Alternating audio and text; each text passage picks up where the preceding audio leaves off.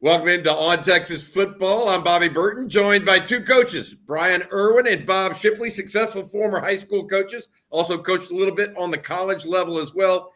Guys, welcome in each and every week. We do Lunch with the Coach, brought to you by our friend Laura Baker over at Keller Williams Realty there in Austin. Guys, there's a lot on the plate for the Texas Longhorns right now. We could talk about the fact that they've scored 50-plus points in 3 games out of 4, that they are leading the nation in scoring defense with just 22 points given up through 3 games. Mm-hmm. There's just a lot out there. I want to start with something that Steve Sarkisian, though, said on Monday at the press conference. He said right now Quinn Ewers is questionable for him and his team. Of course, the SEC will not put out their true injury report until Wednesday afternoon, and this is an SEC game, so Sark is going to have to comply with that. My question to you guys is pretty simple. If he's ready to go, do you play him or do you hold him out and wait for Oklahoma? Because, look, Texas is 38.5-point favorites over Mississippi State. I know it's an SEC game, and it matters that way. I'll let Coach Shipley, I'll let you go first. Well, I just know there's still a lot of ball left in this season. A lot of really, and I was a little bit afraid. Of course, we're all pulling for Quinn. Well, first of all, for our team to win the championship, but for Quinn to win the Heisman. He did actually have a Heisman moment the other night, and Stevie Lee, who represents Hargrove Roofing, is our guest on Monday on the winning drive, and he had a great point. Did you see Quinn gather everybody together on the sidelines and was letting them have it? And I think it was Jade Barron or somebody standing right there with us saying, yeah.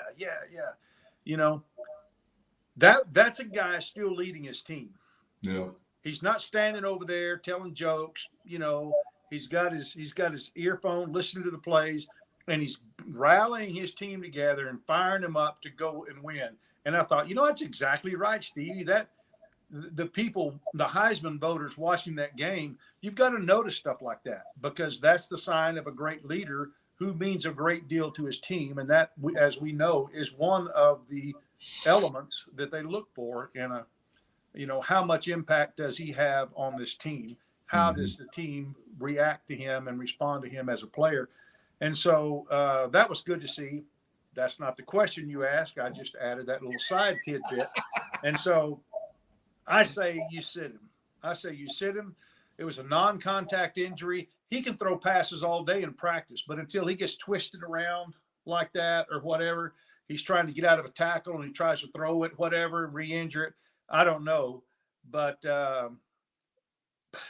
as we were talking, a pre-show meeting that we had, Sark has blown my theory right out of the water by playing Jaden Blue, 24 carries and 7, I think, pass reception attempts. I mean, he was a workhorse, and I said, nah, don't play him. Well, he played and he played well.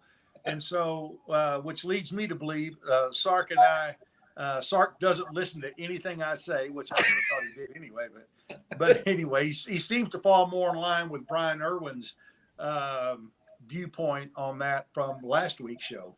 Yeah, Bryan, you had said, hey, you got to play Jaden Blue if he's ready to get him ready. And I will say that point was maybe exacerbated by the fact that Trey Wisner was unavailable this week. I mean, so that's true. There's a little bit of combo there. But what do you think? Do you play Quinn? Do you not? I mean, Bryan, I just really think it depends on how healthy is he. If he's 85%, no. But if he's 95%, yes. And 97, if he's just got a little tweak here or there, but and we won't know that. We don't know that. Only the trainers, the coaches, people are really involved. So it's really, I think, impossible for us to answer that question, because he's got to be dang near 100% for him to play this week. Because if he's not, then let's go ahead and buy him 3 weeks. Let's buy him this week, the open week, and then the full week leading up to OU. But if he's almost 100% going into this week, yeah, I say play him. because we need him out there. And we need him ready to go into the OU week. I'd hate to go into OU week without playing for 4 weeks. I don't care who you are. That's not a good recipe for success, because you're going to be a little bit out of your element if you haven't played for 4 weeks. But I think it just really depends on how healthy is he. Yeah, I would agree with Bryan on this, and I'll say why. It's partially because of OU is that next opponent. And Brent Venables will coach him up to beat that specific Steve Sarkisian offense. We saw it last year with the first throw out of the gate, right? That they jumped, that they clearly had thought, hey, Sark's going to run this. We want you to get after it a little bit. And they did it. And so I don't want Quinn to be rusty going into OU. Of course, he did it 2 years ago. And the result was a 49-0 butt stomping. Mm-hmm. But that was also, they didn't have an effective quarterback, and that team is not the same defense it was by any stretch 2 years ago. I think the Sooners are much, much better on defense right now, actually, the strength of their team. So do you play Quinn or not? I think we can both say we don't really know. It kind of depends on his actual real health maybe. And no matter what we say, Sark's not going to listen to any of us. We know that much. That's right. All right. Hey, let's skip forward to the next topic. Arch Manning, first start in DKR. You guys are coaches. What did y'all see for him that you liked, didn't like? And then just tell me what you thought of him overall. I like the way he competed. I like the way he's kind of got a gunslinger mentality. But I thought the most pointed critique or criticism of him came from Sark, and that's how he needs to go from 52% completion percentage up to 65, because we need him to be a 65-70% completion guy. He's not a Colt McCoy in the top of offense where Colt was 92% complete. It's not the same offense. It's not that much of a passing control offense, but we need him to be 65-75% completion percentage. So he's got to be a little bit more patient. He's got to take the check downs. He's got to take some underneath throws when they give them to him, and not force some of those deeper ones in there. The first interception was a bad decision, a bad throw. The second one was, I still put on him. You can't make that throw that with that much velocity to a running back.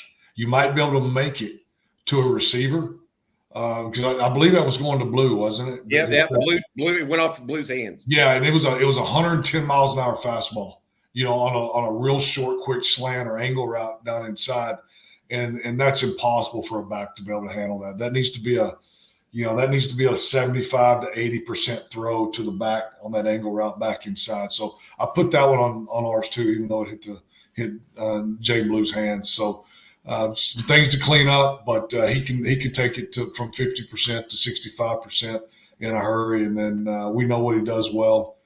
He's pinpoint accuracy with the deep ball, unbelievable athleticism, and I can't wait to watch him, for the next 3 years. You saw enough to not change your opinion of him. Is that fair? No, I love the dude. I've since day one, since I watched him in high school, watched film on him in high school. I mean, I love his quick release. He that sucker is on the platform and it doesn't move. And when he gets ready to pull the trigger, it's coming out. There's no dropping the ball down. There's no reaching back with the ball. It's so fast. Gotcha. Coach Shipley, what'd you think of Arch's performance?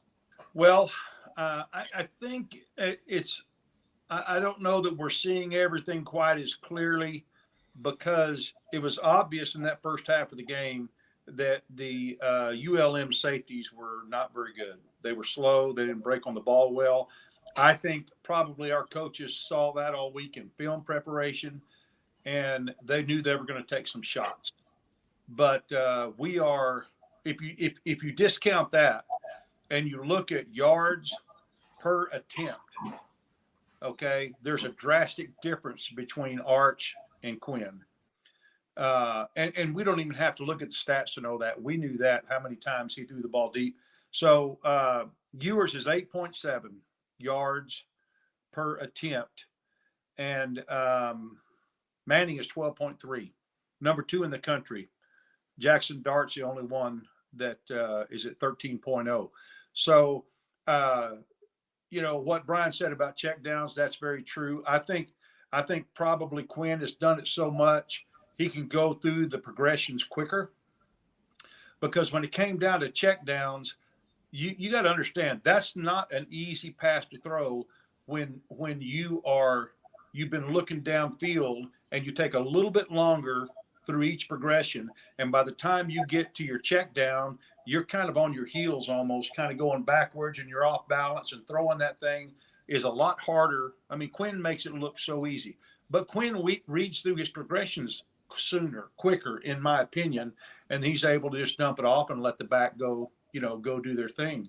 The amount of passes that our backs have got out of the backfield, even it's crazy. I mean, we throw a lot to our backs out of the backfield, and again, it's not always easy. I think first game jitters maybe, but there's no doubt Arch likes to air it out.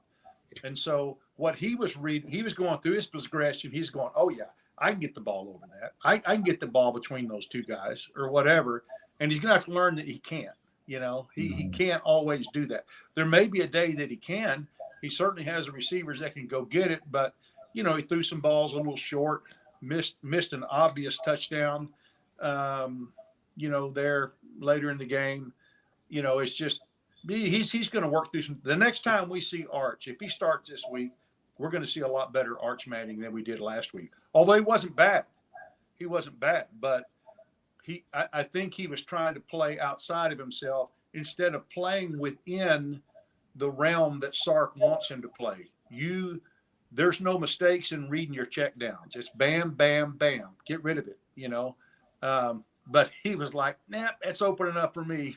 He'd sling it downfield. But I do like the way he stepped up.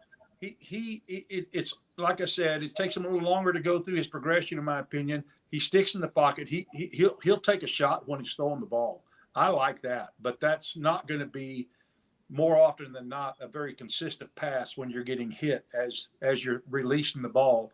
But he's not scared to stay in the pocket. That's for sure, and that's a fun thing about him. But I think we'll see him mature, and I'm sure Quinn will, if he hasn't already, will coach him up. So will Milwee, and so will Sark to get him where he needs to be. But it's exciting to see him out there. The problem is there's such high expectations. Every one of us probably were thinking, okay, Arch, 5 touchdowns? What are you going to have? 8 touchdowns this week? It's going to be 500 yards.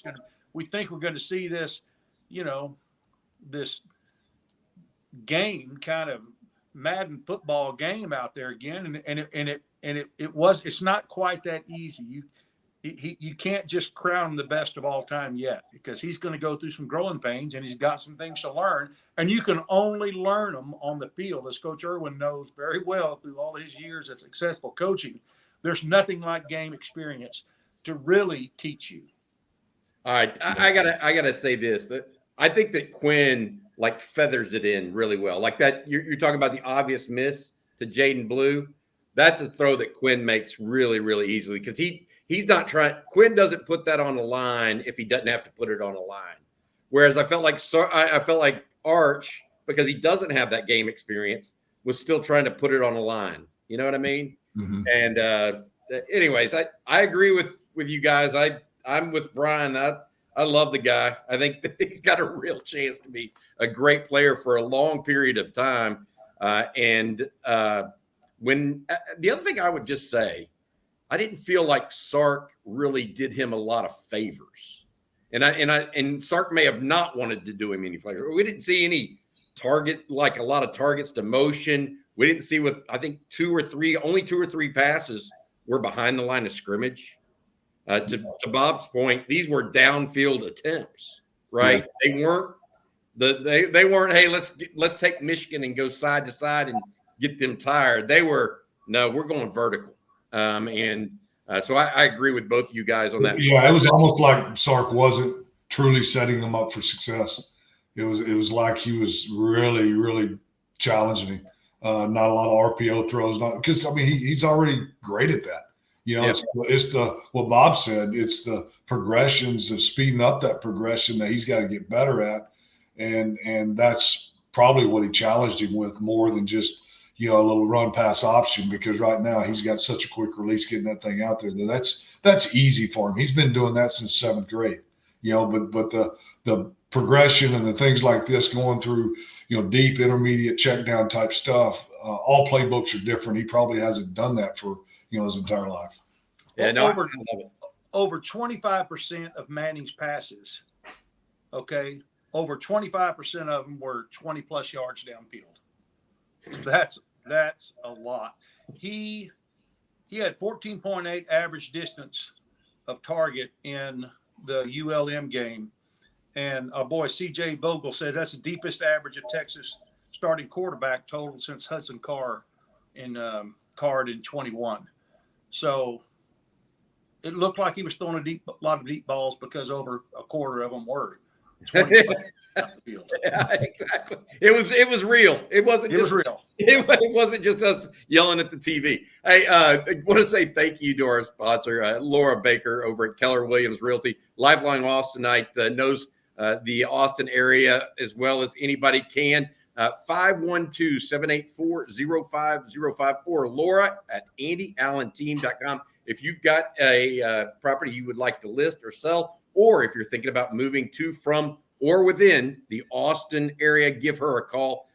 Again, 512-784-0505.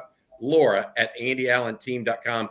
Laura will be there this weekend at Mississippi State. Hey, guys, other question that I had for you and I wanted to get to is the defense. I talked a little bit about the outset, but I mean, look, ULM had one drive in the entire game where I think they had more than one first down. I mean, that's number one. Number two, in the third quarter, 4 possessions for ULM, -4 yards for an entire quarter. I mean, I know ULM is not some great shakes offensively, but this Texas defense feels like it's, when they get somebody down, they're willing to jump on them. Yeah. As opposed to maybe previous Texas defenses that still had a little leakiness, if that makes sense. Do either of you guys get that sense or have that opinion after 4 games? Yeah, I think, I definitely think, I mean, the way we're playing fast, it will in a frenzy, and we started this trend last year, in my opinion. We talked about this a little bit, Bobby, last year after some games. I was just impressed with how fast, how hard, how much of a frenzy that our guys are playing defense with. I don't think the scheme's too overly complicated. I think we're recruiting some of the top players in the country, and we're getting them out there, and we're turning them loose, and we're letting them play. D-line be D-linemen, linebackers be linebackers, cover guys be cover guys, and just run, chase, and hit the football, and that's what it comes down to on defense. So I like the effort. I saw this coming last year, and now we're a year older, we're a year wiser, we're a year stronger, more developed, know the scheme a little bit better. Johnny Nansen, PK deserves the majority of the credit. He's been here from day one doing what he's done, and we know year one was a tough go. It was a tough deal for him to weather that storm, but he deserves the credit. But I've heard nothing but great things, from the players about Johnny Nansen and the attitude and the way he coaches, the way he loves on the players, coaches them up. And I think that's probably the case, among all the defensive staff and the entire staff in general. But I just in general like the way our guys are flying around in a frenzy, and it's like blood in the water. I mean, and when they get a chance to play, when they get it, we may be playing 28 to 30 guys on defense, the last few weeks. When you get a chance to play, you better go in there and play like your butt's on fire. Because if you're not, you're gonna get left behind. Bob, what about you, man? Bobby, I think this defense is approaching. We're not there yet, and I won't crown them this until after the Georgia game. But we're approaching an elite status, in my opinion. We have the number 1 scoring defense in the country, number 5 total defense, number 2 red zone defense, number 4 third down defense, number 9 first down defense, number 8 passing defense, and number 4 interceptions, and number 8 passing efficiency defense. So it's been a long time since we've led or been in the top 10 in that many categories. And I know you consider the opponents, although one of them was the reigning national champion. That is whatever you want to make out of it. Yeah. But I think we're very CJ said this, we're a very sound defense that could possibly turn into an elite defense, but they really haven't had a chance to prove it yet against teams that have this season shown that they have a very explosive offense. That's what it's going to take. You got to shut down consistently explosive offenses to be considered elite. So we're not elite. I certainly think we have the talent to be there. You can be sound and not have a lot of talent. You got people in the right places and the right fits. They just can't make the plays because they're overpowered. When you put elite defensive players out there with a sound defense, which I think we have a sound defense, we have a chance to be an elite defense, in my opinion. Yeah, we can only play the guys that are on schedule, right, Bob? I mean, right. You mentioned that. I mean, we've done what we should do, and we've dealt with what we need to deal with based on the schedule. And our players don't get to choose who they play; they just play who's on the schedule. So they've answered the bell. They've done what they're supposed to do. But I do agree with you. The jury is still out, in my opinion, a little bit. Maybe not from the high octane offense. The jury's still out for me with the brawl, the backyard brawl, the Georgia, the Kentucky, where they're going to put us in a phone booth, and they're going to freaking try to run the football, and they're going to turn it into just a backyard brawl for 60 minutes. That's I think a high octane thing. I don't think we're having a problem with, because our edge pressure, being able to get a pass rush, being able to cover. I think that's the strength of our defense this year. It's team speed, things like that. It's the backyard brawl, the Kentucky, the Georgia, that could, in my opinion, possibly pose us problems and possibly play keep away and keep our offense on the sideline. Yeah, you guys, I think you guys have it nailed. The stat that just, I mean, I can't believe it, but I mean, last week UTSA was 2 of 17 on third downs. 2 of 17. This week, you look at UL Monroe, they were 2 of 12. I mean, that's getting off the field. I mean, I don't know what else to say. That's what that is. All right, got a couple more questions for you guys. I'm going to start with this one. Okay, was there anything you saw on Saturday that you just said wow to, or you said, ooh, I need to make a note of that? Anything that you saw where you're just like, you know what, that's a little special, or that's a little something you don't see every day in college football, whether that was Jaden Blue Jaden Blue, for me, I'll just tell you what mine was. Jaden Blue running up the middle effectively. Mm-hmm. I didn't have that on my bingo card this year. I really didn't. I didn't think he was that kind of back. And I know UL Monroe is not necessarily that kind of team either, but still, I thought he ran really effectively between the tackles. Did y'all have anything where y'all were just like, that's pretty good, whether it's a defensive play, offensive play? I thought still Silas Bolden showed a little bit more. I would argue that catch was a catch. Oh, it was. Yeah, it was. I would argue the same thing, but I saw him the week before, and I thought, man, this guy's got a chance. And then I saw a little bit more. He just kind of teasing us. Sark's just kind of teasing us with it. He will have a breakout game, and he will be an impact player before this season's over with. He's too talented not to, but there wasn't anything else that really. I mean, of course, we're all looking, trying to see what's going to happen with Colin Simmons and, but Ant Hill to the rescue. I mean, funny how that works. It's never who you think it's going to be. Yeah. I agree with Jaden Blue. I like things he's doing.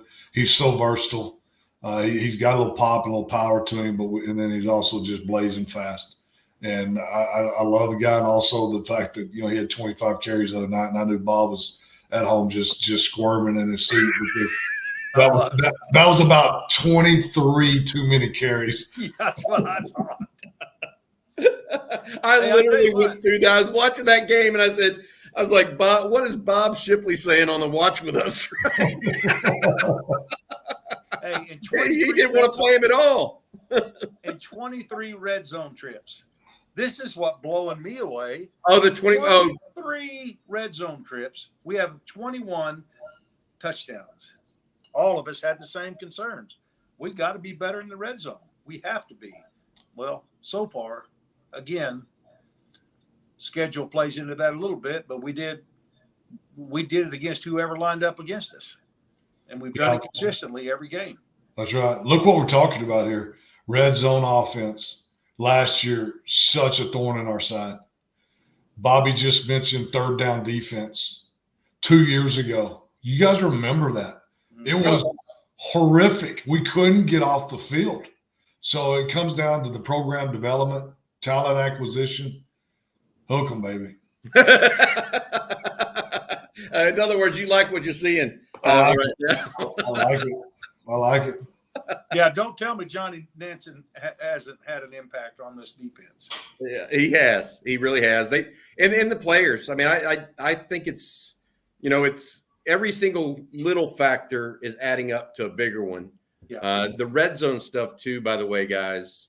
Bert Auburn was an All-American a year ago. He may not have enough attempts to qualify for that this year if they keep this up. And that wouldn't be a bad thing. I mean, that's what makes a game instead of 38-10 or whatever it was against Rice last year. It's what makes it 56-7. I mean, that's the whole point, right? Is making that happen. I've been impressed with speaking of kickers, that kicker for the Cowboys, he'll be the only Pro Bowler on the whole team, I think, this year. Hey, we had Michael Dixon one time for us. He was a bowl MVP, if that tells you. Yeah. The Cowboys, I love it, guys. Defense. Y'all have a good one. We'll talk to you again next week. That's Bob Shipley and Bryan Erwin here on Lunch with the Coach. Thank you to our sponsor once again, Laura Baker over at Keller Williams Realty. If you're looking to sell your home or buy a home in the Austin area, make sure you give Laura a shout, 512-784-0505, or reach out to her, Laura, at andyallenteam.com. Laura has been terrific for us and been a sponsor of Lunch with the Coach since its inception. We appreciate her very, very much. All right, Coach Shipley. All right, Bryan. You guys have a good week. It's good hearing from y'all, and hope everybody enjoyed this week's Lunch with the Coach.